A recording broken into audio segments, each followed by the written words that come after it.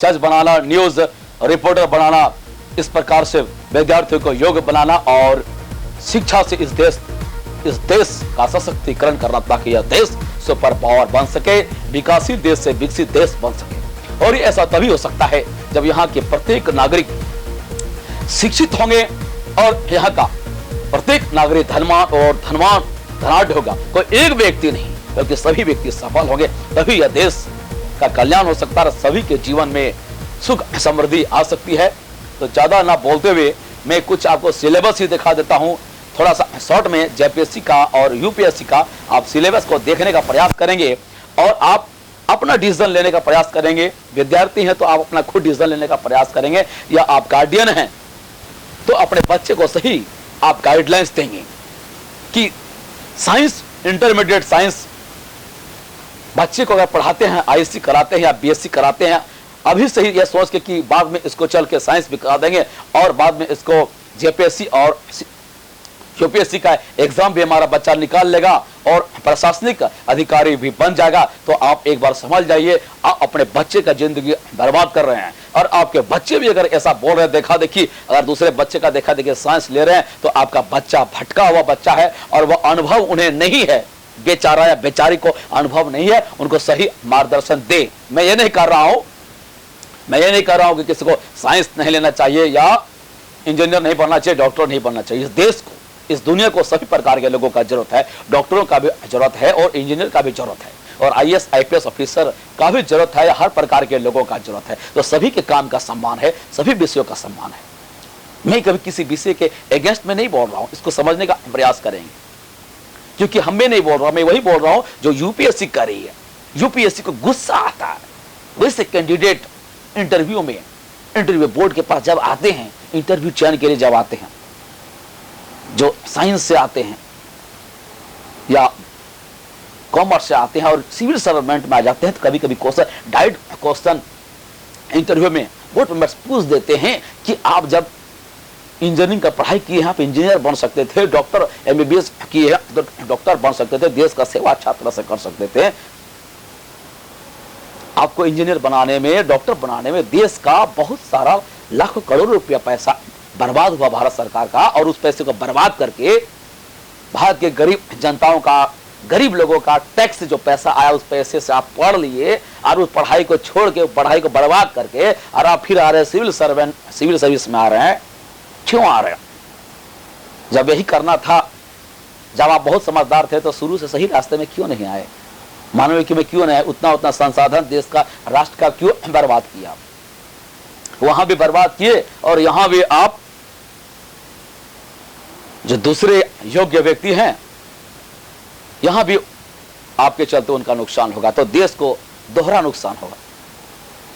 ये अलग वाली बात है। सिस्टम है, सिस्टम में जो आएंगे, मार्क्स लाएंगे, क्वालिफाई करेंगे, तो यूपीएससी को तो चयन करना ही पड़ेगा। मैं ये नहीं कहता हूं कि किसी दूसरे एप्लीकेशन के जो लोग हैं वह इसके लिए, सिविल सर्वेंट के लिए कॉम्पिटेंट नहीं है, मैं ये नहीं कहता हूं। अपवाद बहुत सारे हैं, बहुत सारे जीनियस हैं जो हर चीज को करते हुए हर चीज का ज्ञान वो रखते हैं, और हमारे विश्व का इतिहास में भी इस प्रकार का एग्जाम्पल है, भारत के इतिहास में भी इस प्रकार का एग्जाम्पल है, जो बहुत सारे जीनियस हैं कि जितना वो साइंस जानते हैं, उतना मैथ जानते हैं, उतना वह हर भाषा शास्त्र में दक्षता रखते हैं, उतना ह्यूमैनिटीज, उतना ही ज्योग्राफी सब जानते हैं। इसका एग्जाम्पल आप ले सकते हैं चाणक्य। कौन सा ज्ञान उन्हें नहीं था? राजनीतिक शास्त्र, अर्थशास्त्र, युद्ध नीति, क्या नहीं जानते थे? अरस्तु जैसे ज्ञानी, इस प्रकार के बहुत सारे विद्वान जो रहे हैं, क्या नहीं जानते थे? मैं केवल यह मार्गदर्शन आपको कर रहा हूं कि आप देखिए, थोड़ा शॉर्ट में दिखा रहे हैं, थोड़ा मर्ज करके, चूंकि ये सिलेबस आपस में इतना ही विशाल और इतना ही थोड़ा जटिल है कि विद्यार्थी को समझना ही मुश्किल है। यूपीएससी का सिलेबस जो बच्चे तैयारी कर रहे हैं, 2 साल 3 साल 4 साल 5 साल तैयारी कर रहे हैं, बहुत सारे विद्यार्थी तो 8-8 साल से 10-10 साल से तैयारी कर रहे हैं और सिलेबस को नहीं समझ पाते हैं यूपीएससी का। जिस दिन सिलेबस समझ गए, समझ लीजिए कि यूपीएससी तय करने का लायक बन गए।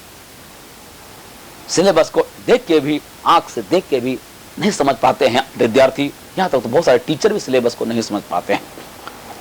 बहुत सारे जो टीचर, फिर मैं कहता हूं, मैं बहुत सारे टीचर, चाहे छोटा टीचर हो या बड़ा टीचर हो, सारे टीचर का मैं सम्मान करता हूं, लेकिन बहुत सारे टीचर होते हैं, टीचर भी जो अपना ट्यूशन के लिए बच्चे कहते हैं तुम साइंस रख लो ना, इंटर में साइंस रख लो, बीएससी में साइंस रख लो, साइंस रख लो और हमसे पढ़ो, 6,000 8,000 ट्यूशन फी हमको दो और 2 साल तुम बर्बाद करो और जीवन में गलत रास्ता तुम्हें मैं धकेल दूंगा।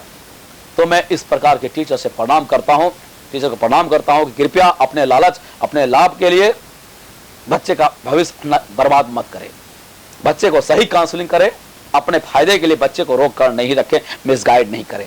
जिस रास्ते में जाना चाहता है उसी रास्ते में उसके एटीट्यूड के हिसाब से सही मार्गदर्शन करें ताकि बच्चा, विद्यार्थी सही अपना मार्ग प्रशस्त कर सके और उसका जिंदगी बर्बाद ना हो। तो मैं थोड़ा सिलेबस दिखाना चाह रहा हूं कि आप देखिए क्या कहीं इंटरमीडिएट साइंस या बीएससी साइंस, एमएससी साइंस का तनिक भी जरूरत नहीं है स्टेट पीसीएस में, आपको दिखा रहे हैं तो आप देख लीजिए।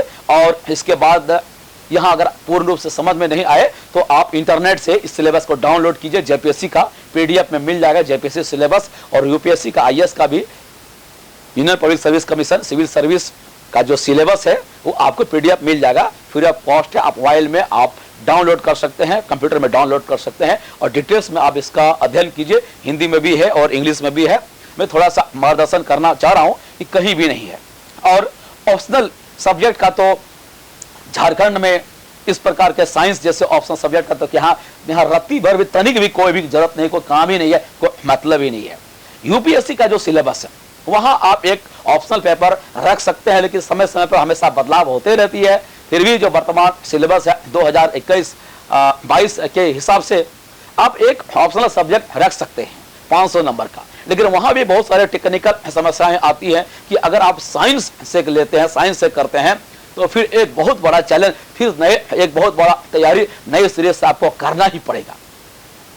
मतलब कि आपको विद्यार्थियों को ज्योग्राफी का तैयारी करना ही पड़ेगा, हिस्ट्री का तैयारी करना ही पड़ेगा, पॉलिटी का तैयारी करना ही पड़ेगा, कॉन्स्टिट्यूशन का तैयारी करना ही पड़ेगा, गुड गवर्नेंस का तैयारी करना ही पड़ेगा, पब्लिक एडमिनिस्ट्रेशन के कुछ बेसिक जो फिलोसॉफी है, बेसिक चीजें उसको समझना ही पड़ेगा।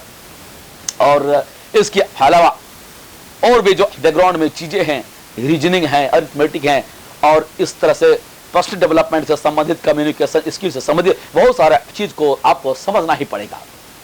क्योंकि केवल कुछ आप ये चीज जो पढ़ाव है केवल एक विषय का ही योगदान नहीं है, पर्सनल डेवलपमेंट का उतना ही योगदान है। अब यूपीएससी जैसा सिलेबस को आप ले लीजिए, 275 नंबर का केवल पर्सनल डेवलपमेंट क्यों रखा गया? वहां पर पढ़ाई का कोई मतलब ही नहीं है, किसी भी सब्जेक्ट का कोई मतलब नहीं है। आप कितना भी जान रहे हैं हिस्ट्री, कितना भी जान रहे हैं फिजिक्स, कितना भी जान रहे हैं केमिस्ट्री, कितना भी जान रहे हैं ज्योग्राफी, कितना भी जान रहे हैं, चाहे तबला बजाना है, हारमोनियम बजाना है, कुछ भी जानने से कोई मतलब नहीं है। इंटरव्यू में आपको 275 नंबर देकर इंटरव्यू मेंबर को इतना ताकतवर और शक्तिशाली यूपीएससी ने बना दिया है कि उसके बदौलत स्टूडेंट को वहां से कान पकड़ के बाहर कर देगा, चाहे आप किसी भी सब्जेक्ट से क्यों नहीं हो, चाहे वह साइंस से हो, चाहे वह कॉमर्स से हो, मैथमेटिक्स से हो, चाहे हिस्ट्री से हो, ज्योग्राफी से हो। अगर एप्टीट्यूड नहीं है, सिविल सर्विस का अभिवृत्ति नहीं है, उसके लायक नहीं, योग्य नहीं है, तो इंटरव्यू मेंबर्स को समझने में देर नहीं लगेगा और वहां से कान पकड़ के बाहर कर देगा, पता भी नहीं चलेगा। स्माइल, चवनिया मुस्कान देके स्माइल देगा आपको, इस तरह से स्माइल देकर वहां से निकाल देगा, आपको समझ में भी नहीं आएगा और टाटा बाय बाय वहां से कर देगा। अपवाद बहुत सारे हैं, फिर भी कभी कभी something is better than nothing. नहीं मामा में काना मामा भी सिलेक्शन हो जाता है, मैं ये नहीं कर रहा हूं, लेकिन कहने का मतलब हो, मैं ये कर रहा हूं कि बाहर से भी नहीं, अंदर से, खून में, रग रग में वो एटीट्यूड होना चाहिए सिविल सर्वेंट का। देश के प्रशासनिक अधिकारी बनने का जो योग्यता होता है उसे उनमें होना चाहिए। जिस प्रकार से एक लीडर जो होता है, लीडर बनने, जो लीडर बनता है तो लीडर बनने का उसमें योग्यता होना चाहिए। ये नहीं जैसे चुनाव में कभी कभी मूर्ख लोग भी अनपढ़ ठेंगा छाप भी आ जाते हैं, लेकिन समाज का भला नहीं होता है। चाहे नेता चुने जाए, भला नहीं होता। उसी प्रकार प्रशासन में भी अगर कोई अयोग्य व्यक्ति चुने जाते हैं तो इस देश का भला नहीं हो सकता है, प्रशासन का भला नहीं हो सकता है। ये अलग वाली बात है कि प्रशासनिक जगत में आसान नहीं है कि बेवकूफ बनाना या संजोग से, भाग्य से कुछ हो जाना। अपने एटीट्यूड पर ही और अपने जीवन का जो तपस्या, बलिदान, त्याग और जो कॉम्पिटेंसी है, जो तत्परता, जुनून और जूझने की, स्ट्रगल करने की जो क्षमता, शक्ति है, जो ह्यूमन पावर है, जो माइंड पावर है, इसी का इसी का रिजल्ट मिलने वाला है आपको सिविल सर्वेंट में। तो इस प्रकार का जो है एटीट्यूड और इस प्रकार का अपने आप में जो टैलेंट और मेरिट को डेवलप करना चाहिए बच्चे को। तो मैं थोड़ा शॉर्ट में समझा देता हूं, क्योंकि एक एक सिलेबस यूपीएससी को सिलेबस को डिस्कस किया जा रहा तो कम से कम 10-10 घंटा तक डिस्कस किया जा सकता है। उसी प्रकार का जेपीएससी का सिलेबस पर भी अगर डिस्कशन किया जाए तो 5-5 घंटा भी डिस्कशन किया जा सकता है। लेकिन हमारे पास यहाँ पर समय नहीं है और आप लोगों में भी पेशेंस उतना नहीं है, बर्दाश्त करने का शक्ति ही नहीं है। सही वीडियो देखना आप देखने की आप में क्षमता ही नहीं, पेशेंस ही नहीं, उतना लंबा नहीं देख पाएंगे। आजकल तो वीडियो चाहिए शॉर्ट में 10 मिनट में, 10 मिनट में वीडियो देखेंगे और 10 महीना का बच्चा को तैयारी करवाना चाहते हैं और चाहते हैं कि 10 जन्म का उस बच्चा का उद्धार हो जाए और 10 करोड़ रुपया महीना कमाने का बच्चा लायक हो जाए। महामूर्खता है।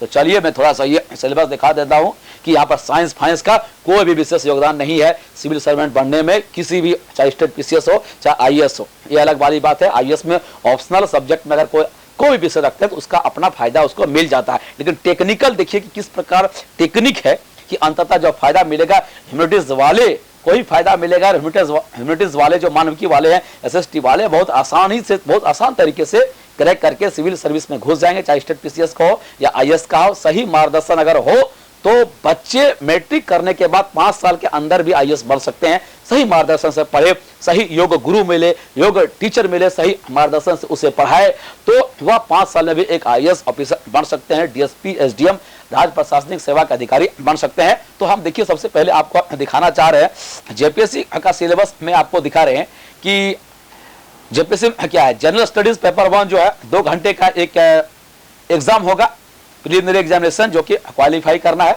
इसमें टोटल 200 मार्क्स है, 200 मार्क्स का एग्जाम होगा और ये इसमें कोई कट ऑफ नहीं है, ये मेरिट में आना पड़ेगा और मेरिट के हिसाब से ही है जो विद्यार्थियों का चयन होगा। उसमें से देखिए हिस्ट्री ऑफ इंडिया से शॉर्ट में हम बोल रहे हैं, हिस्ट्री ऑफ इंडिया से 15 क्वेश्चन है, ज्योग्राफी ऑफ इंडिया से 10 क्वेश्चन है, इंडियन पॉलिटिकल गवर्नेंस से 10 क्वेश्चन है, इकोनॉमिक और सस्टेनेबल डेवलपमेंट से 10 क्वेश्चन है। अब साइंस और टेक्नोलॉजी, देखिए साइंस का बात हम आज इस बात पर जो हमारा पचड़ा क्लियर करना चाह रहे हैं कि साइंस का बहुत ही ज्यादा योगदान नहीं है। आप जो इंटरमीडिएट साइंस कराएंगे ना बीएससी, तो सारा मेहनत और सारा पैसा, सारा मतलब बर्बाद, बेकार जाएगा। बच्चे का जो ना दिमाग का दही कर दीजिएगा मतलब लास्ट में।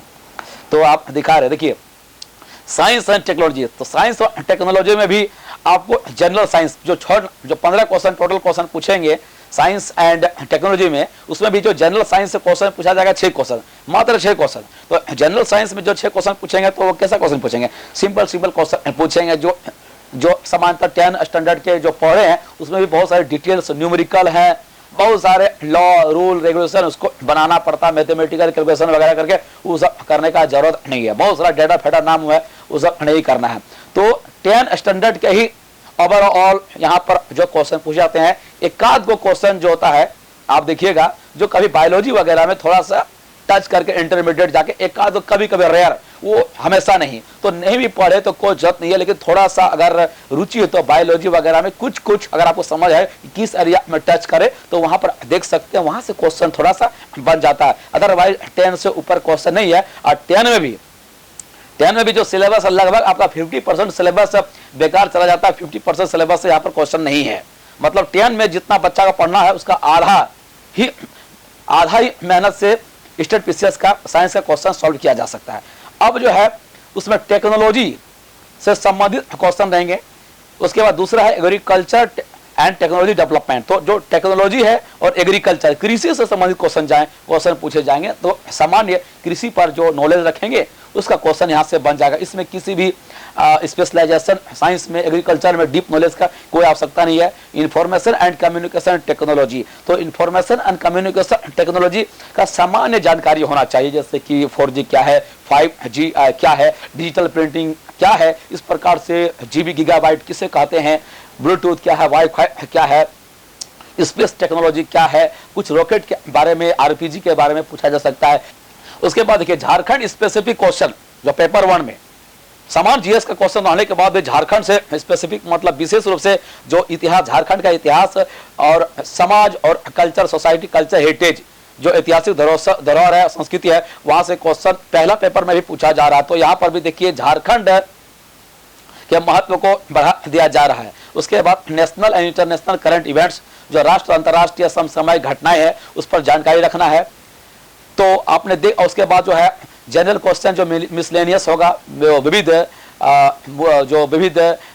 मुद्दों पर होंगे, जैसे कि यहाँ पर एग्जाम्पल दिया जा रहा है, जैसे ह्यूमन राइट है, environmental protection, urbanization, sports, disaster management, poverty and unemployment, awards, United Nations and other international agencies। इस प्रकार के सामान्य क्वेश्चन जो नेशनल इंटरनेशनल क्वेश्चन है पूछे जा सकते हैं, जैसे एनडीआरएफ के बारे में, सुनामी के बारे में, इस प्रकार के अर्थक्वेक के बारे में, ये सब चीज के बारे में सामान्य क्वेश्चन पूछा जा सकता है। तो आपने देख लिया कि कोई भी योगदान नहीं है झारखंड के सिलेबस में, साइंस कोई भी जरूरत नहीं है। अब झारखंड का जो सेकंड पेपर है, आप झारखंड का सेकंड पेपर में देख लीजिए, वो भी 2 घंटे का है और 200, तो पूरा का पूरा योगदान आपको झारखंड पढ़ना होगा। झारखंड में आपको होना है, खून में झारखंड होना चाहिए, झारखंडी होना चाहिए। सारा चीज झारखंड का, जितना भी झारखंड का इतिहास है, मुंडा, नागवंशी, पहाड़ा, मांझी, मुंडा, ढोकलो जाति, ये सब सारा इतिहास